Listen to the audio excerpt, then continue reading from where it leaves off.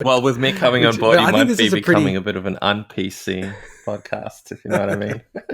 oh yeah, boom, ching. This is a huge story, and I actually didn't have this in the run sheet originally because I kind of didn't believe. I understood that people did a lot of digging around here, but I still just couldn't believe that this could happen.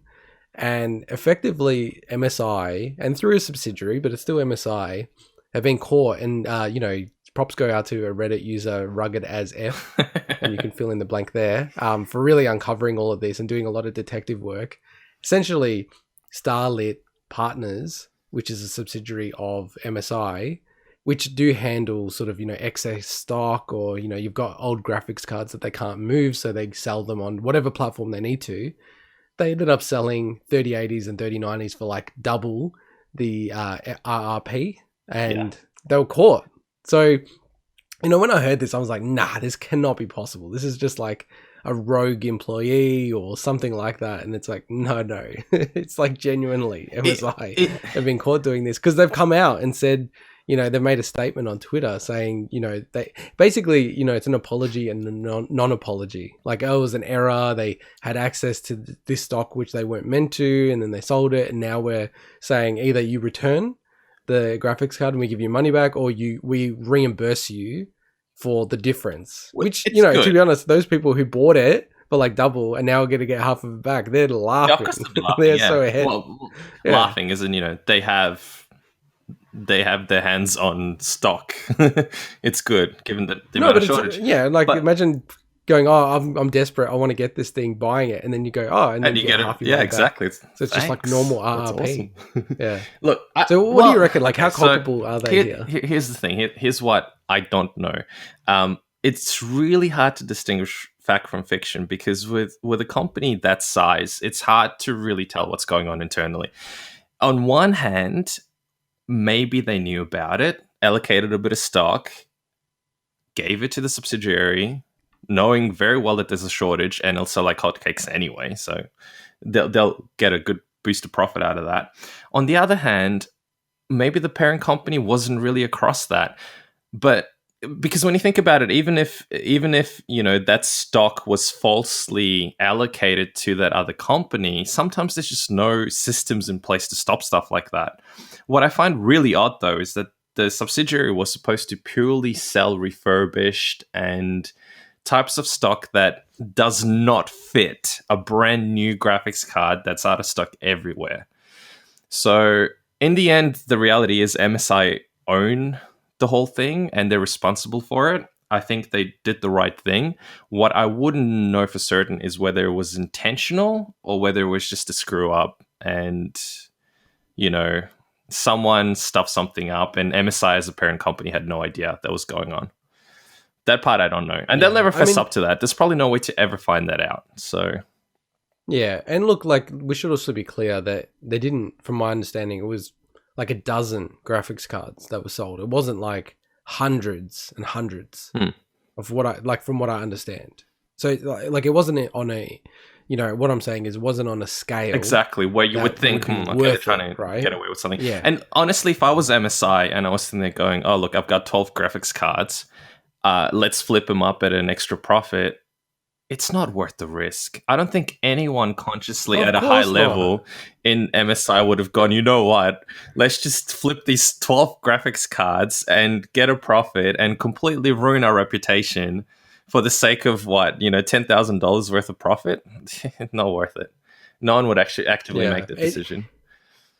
There's no way in hell the board or anyone like that would know about that, because they would never do that. It's the most insane decision you could ever make. But it does tell you something about the culture within MSI, that under their umbrella, they can have one of the subsidiaries, which is still the company, like, they're fully owned, that would do something like this. Like, they're so unethical. Absolutely, obviously, totally like, unethical, I think, don't get caught doing this. You know what I mean? Like, don't be stupid. So I wonder if they thought they could get away with it because it wasn't apparent to most people that they were a subsidiary.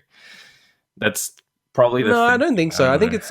look, I think ultimately it's kind of true what they're saying. Obviously, this subsidiary got stock and their whole business is like trying to get rid of stock however they can. But how do they get, because it's all this excess how stock, do they excess stock? But there's no excess of 3080 cards. No. But that's what they're trying to say, and I kind of take it at its face value that they did get access to this stock when they probably weren't meant to. Yeah.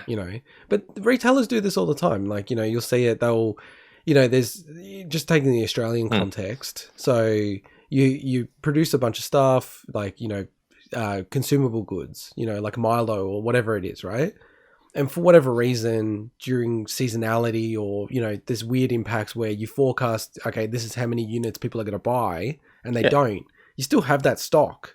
So, you'll have stuff like Aldi in Australia, which is like I don't know how you still, it's just like a discount supermarket. But it's not like low quality, but it's a discount one. With their own brand. And they'll often have, they'll call it their own brand, but often it will actually be someone else's brand. They sell third-party brands, and you randomly see stuff that you think, that doesn't normally belong at Aldi. Or they'll put stickers on it, and you can peel the stickers back and see that it was like, some Nestle The reject shop do that a bit as well. And correct. You can often get...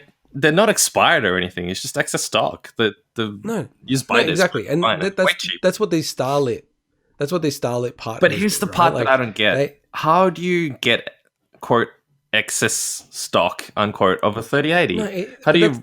That's where I take it. I actually do take it as face value that they've got access to it when they're not meant to. Right, and they went, "Oh, here we go. We got access to some 3080s. Let's just quickly sell them." Yeah. But this is the thing, like they're built to sell whatever platform that they want and get the best price that they can.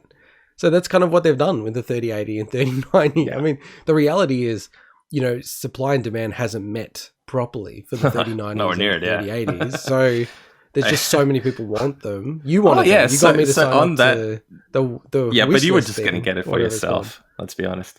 Nah, I was going to. I did so. If I got it, I was going to. Hey, let me speak. I wasn't going to do that. I was going to obviously give you the finger code or whatever it is. No, of course I'm not going to buy it and then sell it really? When you want one. That's crazy. Trust me, I wasn't going to do that. What are you doing with all those amiibos you have? Oh, I buy and sell them and collect them.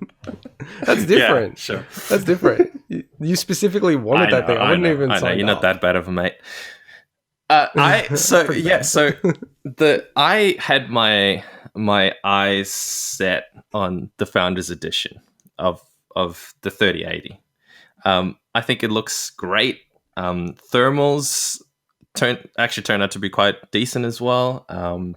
But the main thing is I really like the design of the actual PCB or the board for water cooling. So I saw some previews of EKWB who predominantly do water cooling stuff, and their version of the water block just looked absolutely sexy. And I thought, man, you can make a really cool build out of this. So I really wanted that particular card, even though I think once I got my hands on it, I'd cry tearing that thing down because it just looks so cool. So in Australia, initially they were supposed to come out, and I got really excited because it was supposed to be 1,139 or something, which... Yeah, you're hitting us up all the time. Yeah. It's like, who gives a crap about these cards? But yeah, go on. No, but the 3080s I absolutely wanted. And especially at the price point, I mean, compared to the prices we were paying for a 2080 Ti in Australia, it was a huge difference. So I got excited about it, and then shortly after, Nvidia decided to just kick me in the butt and say that they're not even going to come to Australia. I don't know what the reason behind the decision was, other than I guess they didn't have enough stock, and it probably, if I was to think of it from a business perspective, if I have very limited stock of a product, might not be what's selling in a particular region because of the overhead to actually supply to that region in such a short supply. Plus warranties you got to deal with. They probably did their number crunching and realized it just wasn't worth doing, at least for now. So they decided not to come to Australia. But they did say after that they were partnering up with M-Wave to sell them. And then M-Wave came along and said, yeah, we'll sell them, but it's going to be a raffle. Which, by the way, is a brilliant way to get so many people's email addresses. Yeah. And, it was a good, fair way to do the actual it's much fairer, though. But it's also a brilliant way to get people's details. Anyway. So I know you're a religious listener to the show because we have spoken about this before. But yeah, I yeah, want no, my take on I've said that the raffle is the fairest way well, to do absolutely it. was. Yeah. Like, you know, especially when it's limited. So I don't have anything against the idea of what they did with the raffle. Absolutely, especially having gone through, you know, the Xbox pre-order thing, and then I also went through the whole thing trying to pre-order. Well, by that stage, I didn't really care about it as much. Actually, technically, it happened before the raffle. When I went to look at what was happening on launch night with the 3080s, a lot of websites were down, so I wouldn't have had a chance to get it anyway. So I think, you know, the raffle, absolutely more fair. But anyway, I didn't get my hands on that. Couldn't get my hands on another one through any other website. Again, sites were down for me. I don't know how people get these things. Luck, I guess, bots, right time. I don't know. But in the end, don't particularly care. I'll just wait now. And it was interesting because fair enough. obviously, you know, they had those crashes that subsequently happened to some people, which they think was because of higher boost clocks and using incorrect capacitors and a mix of that.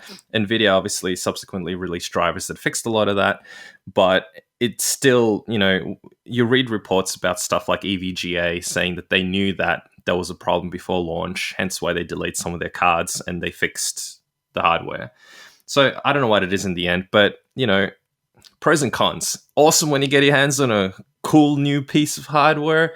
Sucks that you're just going to have to deal with all the issues that haven't been ironed out yet.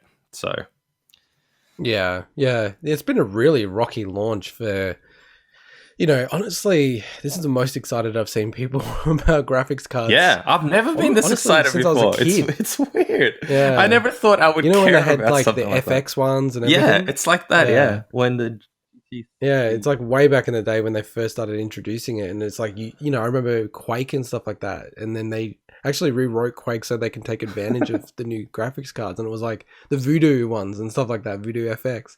It was like, wow, okay, that's a huge leap.